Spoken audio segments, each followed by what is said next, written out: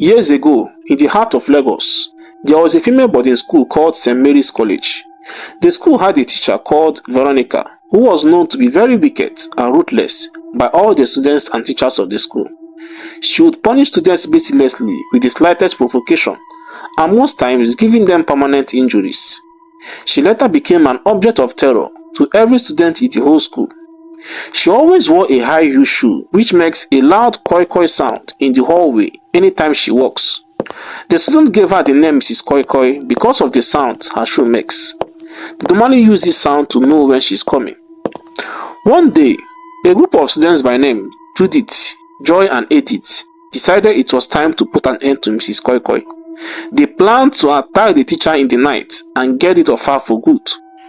So one night, while Mrs. Veronica was returning to her quarters, the three students sneaked behind her and stabbed her severally with a kitchen knife.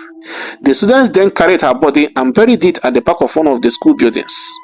The students then wrote a letter of absence using Mrs. Veronica's handwriting and kept it on her desk.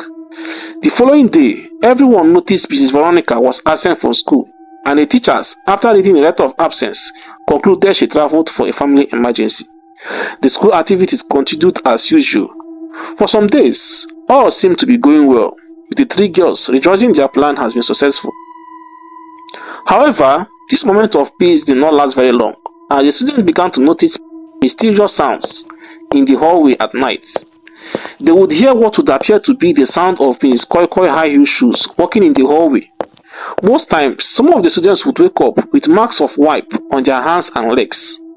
As this continued for days, the students became more and more terrified, and some began leaving the school.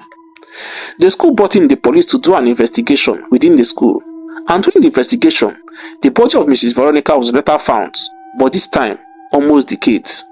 One morning, Judith, Joy and Edith were found dead in their beds, their bodies battered with what would appear to be shoe marks. The gruesome discovery sent shockwaves throughout the school. Fear and panic spread like wildfire. The remaining students and staff couldn't shake the eerie feeling that Miss Koi-Koi vengeful spirit was haunting them. The school administration decided to close the school indefinitely, citing the unexplained deaths and the growing hysteria among the students. The once bustling hallways of St. Mary's College were now silent, the Koi-Koi sound echoing only in the fearful memories of those who had heard it.